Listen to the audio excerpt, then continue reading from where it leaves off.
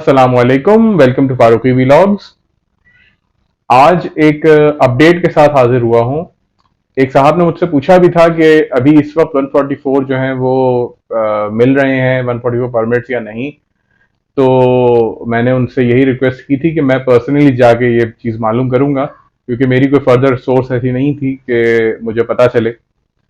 तो मैं पर्सनली गया भी था, तो मैं वही आपसे डिस्कस करना चाहूंगा और इसके साथ साथ कुछ जो माहौल है, हालात हैं, उनके बारे में भी कुछ आपसे डिस्कस करूंगा। तो काइंडली वीडियो को पेशेंस के साथ पूरा देखिएगा और अगर पसंद आए तो लाइक करिएगा, चैनल को सब्सक्राइब कीजिएगा और शेयर भी कीजिएगा। जिन लोगों ने मुझे सब्सक्राइब किया है उनका तहे दिल से शुक्रगुजार हूं कि वो मुझे सपोर्ट करते हैं, सिर्फ देखते ही नहीं बल्कि सब्सक्राइब करके जो नोटिफिकेशंस हैं वो भी हासिल करते हैं। तो आज का जो मौजू है वो है 144 परमिट। 144 परमिट का जो आजकल जो माहौल है, जो कोई हालात चल रहे हैं सिंध में, उसके रेफरेंस में मैं आपसे बात करूंगा। अभी फिलहाल 144 मुहर्रम की वजह से 10 मुहर्रम तक जो है वो इशू नहीं हो रहे, लेकिन इसके बाद जो इशू होंगे उसमें भी तरमीम कर दी गई है, कुछ सिस्टम में कुछ तब्दीली की गई है। यानी कि जो प्रोसीजर्स हैं उसके अंदर कुछ ज़रा सी इन्होंने तरमीम की है, जिसकी वजह से इसका हुसूल जो है वो थोड़ा मुश्किल कर दिया है।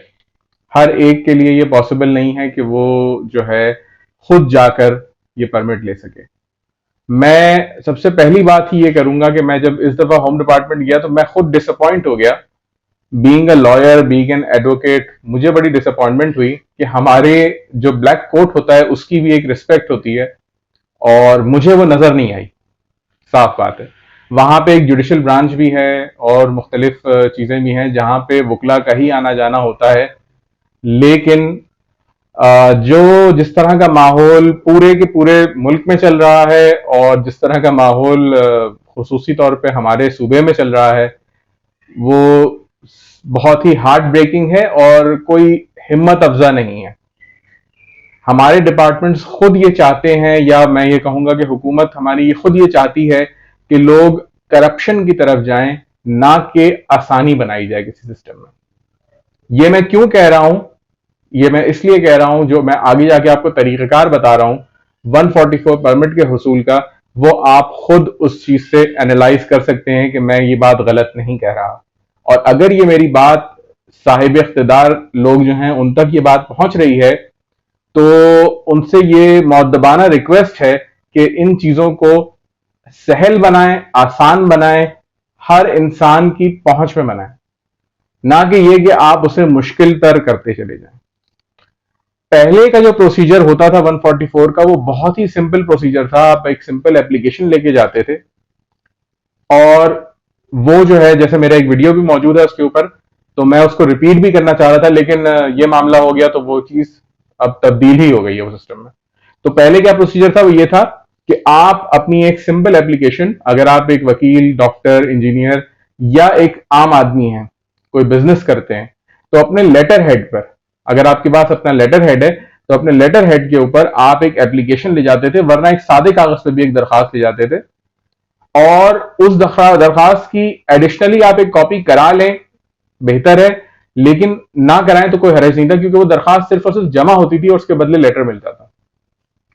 उसके साथ आप अपनी 2 अदद फोटोग्राफ्स, पासपोर्ट साइज फोटोग्राफ्स ले जाते थे और लाइसेंस की कॉपी और सीएनआईसी की कॉपी। लाइसेंस का एक पेज जो होता है, फ्रंट पेज जो होता है जिसमें तमाम तफसीलात होती हैं, उसकी कॉपी और सीएनआईसी की कॉपी, ये आप ले जाकर होम डिपार्टमेंट में एसओ आर्म्स के जो असिस्टेंट हुआ करते थे, सामने वाला दफ्तर हुआ करता था, उनका रूम होता है छोटा सा, तो वो उसमें आप दिया करते थे।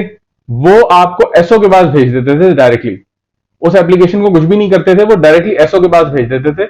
एसओ साहब उसको देखते थे, असेस करते थे, आपसे मिलते थे और उसी वक्त उसे अलाउ कर देते थे या रिजेक्ट कर देते थे। जो जो भी मामला है उसी वक्त उसे एक तरफ कर दिया जाता था। नॉर्मली वो चीज अलाउ कर दी जाती है, सिंध के लाइसेंस पर हर एक को मिल जाता था। वो जो है उसी वक्त उसके ऊपर सिग्नेचर कर दिया करते थे। दरखास्त के ऊपर, और वो दोबारा आपके जो जिस दफ्तर से आप आए थे असिस्टेंट के, उस असिस्टेंट के पास आप जाकर उस पे मोहरें लगवाकर और अपनी तस्वीर को चस्पा करवा के, या चस्पा कर लें आप, खुद ग्लू ले जाएं या स्टेपलर से लगा लें, किसी भी लगा लें, और वो लेटर आपको एज इट इज दे दिया जाता था मोहर लग के। ये लेटर आप ले जाएं और आपका 6 महीने तक ये वैलिड होता था। ये पुराना प्रोसीजर था।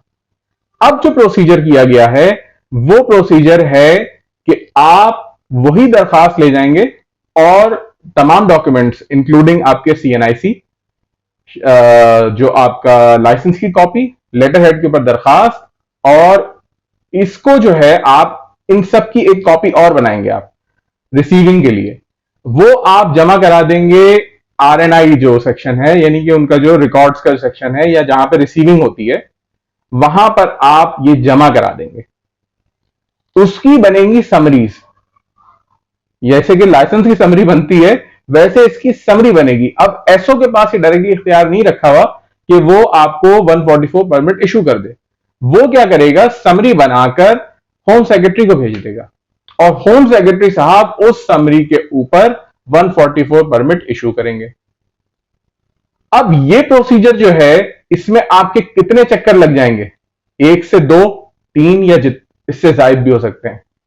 अब आम इंसान के लिए एक चक्कर लगाना भी, क्योंकि वहां जो एक किलाबंदी की गई है, जो होम डिपार्टमेंट में हमेशा की होती है, किलाबंदी होती है, मैं इसे किलाबंदी से करता हूं कि आप जाते हैं, हम वकला को तो 1 दफा या 2 दफा पूछते हैं, आम इंसान अगर दाखिल होता है तो उससे जामा तलाशी से लेकर हर किस्म की तलाशी ले ली जाती है। ये बड़ी माजरत के साथ ही सिस्टम है हमारा कि एक आम आदमी डर के रहे। सिंपली ये बात है कि ये डर के रहे, उसको हिम्मत ना हो कि वो किसी सरकारी मुलाजिम से, जो कि कानूनी तौर पे आपका मुलाजिम है, आपके लिए खिदमत कर रहा है, वो जो है आप उससे खौफजदा रहें और आप बोलेंगे मैं तो होम डिपार्टमेंट जा रहा हूं, और बड़ी एक सख्ती आप झेलते हुए वहां गुजरे। एक कॉमन आदमी के लिए ये चीज है। हम लोगों के लिए जो इस दफा मैंने ये चीज देखी, मुझे बड़ी यानी कि तकलीफ हुई कि हमें भी दाखिल होने में वो 10 सवाल पूछ रहे हैं, आपको क्यों जाना है, किस लिए जाना है। अरे भाई, होम डिपार्टमेंट है और एक वकील जा रहा है, कोई ऐसा आदमी नहीं है कि जो कंसर्न ना हो। हमें 10 काम हो सकते हैं, हमें कोई भी काम हो सकता है। आप होते कौन है कि 10 सवाल हमसे पूछें और आप दरवाजे से ही अगर चाहें तो किसी को रुख्सत कर दें? ये करने का हक किसी को नहीं है, क्योंकि वहां जो लोग बैठे हैं वो अवाम की खिदमत के लिए बैठे हैं, अवाम के लिए बैठे हैं, वो किसी और काम के लिए नहीं है, हमारी ही वेलफेयर के लिए बैठे हैं। तो माजरत के साथ ये निजाम बहुत ही तकलीफदेह है।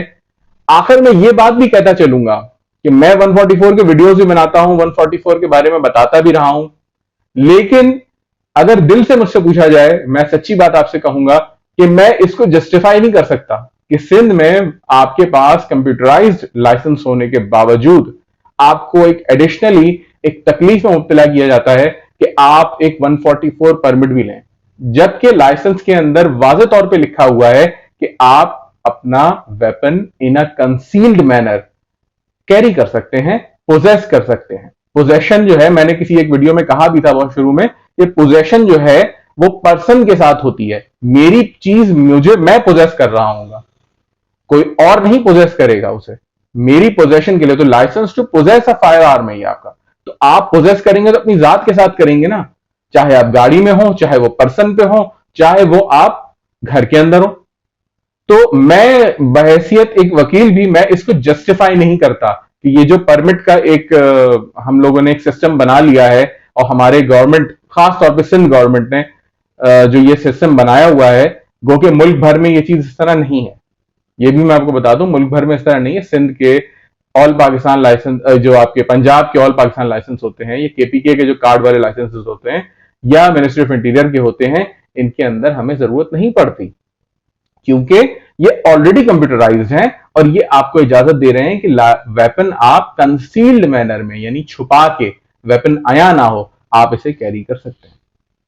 तो फिर आपको एक इजाफी पुर्जे की क्या जरूरत है कि जो सिर्फ और सिर्फ उसी पॉइंट को लिखकर दोबारा से मोहर लगाकर इंडोर्स करके आपको दे दिया जाता है, और जिसके लिए अब जो प्रोसीजर कर दिया गया है वो इस कदर मुश्किल कर दिया गया है कि लोग मजबूर होंगे कि वो एजेंट्स के थ्रू बनवाएं या शॉपकीपर्स के थ्रू बनवाएं, क्योंकि ये बात मैंने नोट की थी बड़ी माजरत के साथ, जिस जो अहले इक़्तिदार कोई हो तो वो अगर सुन रहे हो कि जो खास लोग हैं उनका आना जाने पे कोई पाबंदी नहीं है, कोई प्रॉब्लम नहीं है, उन्हें कोई मसला नहीं है, वो बड़े आसानी से सलाम दुआ करते हुए अंदर चले जाते हैं। तो ये चीज आज मेरे लिए तकलीफदेह थी। मैं आर्म्स रखने, आर्म्स को सेफली हैंडल करने और इसके तमाम जो लवाजमात हैं, कानूनी लवाजमात, अगर कोई शख्स पूरे करता है तो मैं उसको जरूर सपोर्ट करता हूं और मैं इस सिस्टम को सपोर्ट करता हूं कि इंसान को यह हक हासिल है कि अपने दफा के लिए वो वेपन रखे। कोशिश ये करनी चाहिए गवर्नमेंट को और इख्तिदार में जो मौजूद हैं लोग कि सिस्टम को ऐसा बनाया जाए जो करप्शन फ्री हो। हमारे इदारे कहते तो हैं से नो टू करप्शन, लेकिन खुद ऐसे निजाम बना देते हैं कि जिससे करप्शन को फरोग मिले। तो मैं आज बड़े तकलीफ के साथ यह जिक्र कर रहा हूं और शायद ये बहुत लोगों की आवाज होगी, और आखिर में यही रिक्वेस्ट करूंगा साहिब इख्तिदार लोगों से कि इस सिस्टम को आसान बनाया जाए। अगर 144 परमिट की जरूरत नहीं है, इसकी कोई कानूनी हैसियत नहीं है, सिर्फ और सिर्फ आप एक नोटिफिकेशन जो जारी होता है कि जिस वक्त जैसे अभी मुहर्रम में है कि अभी बैन लगा हुआ है, तो भाई एक आम आदमी नहीं कैरी करेगा। आपको जरूरी नहीं है कि वो परमिट भी साथ में रखे, उसे परमिट भी रखना पड़े, लाइसेंस उसके लिए काफी है। लाइसेंस भी कोई आसान तरीके से तो बना नहीं है, एक लंबे प्रोसेस के जरिए बना है। तो आज ये मैंने सिस्टम थोड़ा बताया और साथ में अपने बहुत से लोगों का दर्द भी शेयर किया। अगर आपको आप इस बात से एग्री करते हैं जो बातें मैंने कही, तो मुझे कमेंट में जरूर बताइएगा। इतने तवील वीडियो को सुनने के लिए, मेरी बातों को सुनने के लिए मैं दूसरा लफ्ज इस्तेमाल नहीं करूंगा कि जो जिसे हम कहते हैं कि मेरी बकवास सुनने के लिए आपको जो है ये इतना वक्त आपने दिया मुझे, इसका बहुत बहुत शुक्रिया। अगर आप इस बात से एग्री करते हैं तो कमेंट में जरूर आगाह कीजिएगा। सिस्टम अगर समझ में आ गया है तो जरूर मुझे बताइएगा। आखिर में यही बता दूं कि इस वक्त 10 मुहर्रम तक तो बैन लगा हुआ है, इसके बाद ही इशू होंगे जो भी परमिट्स इशू होंगे। अभी कोई परमिट इशू नहीं हो रहा और जो परमिट्स हैं वो अपहेल्ड हुए हैं, मनसूख हुए हैं। तो आज के वीडियो के लिए फिलहाल इतना ही। इंशाल्लाह नेक्स्ट किसी वीडियो में मुलाकात होगी। लाइसेंस से रिलेटेड एक वीडियो में बना रहा हूं, इसमें भी कुछ सिस्टम में तरमीम हुई है, चेंजेस हुए हैं, तो उसके बारे में भी जरूर देखिएगा। चैनल को सब्सक्राइब कर लेंगे, बेल आइकन प्रेस कर लेंगे तो आपको नोटिफिकेशन मिल जाएगा जैसे ही वो अपडेट होगा। तो आज के वीडियो में इतना ही। इंशाल्लाह नेक्स्ट किसी वीडियो में मुलाकात होगी। आज के लिए अल्लाह हाफिज।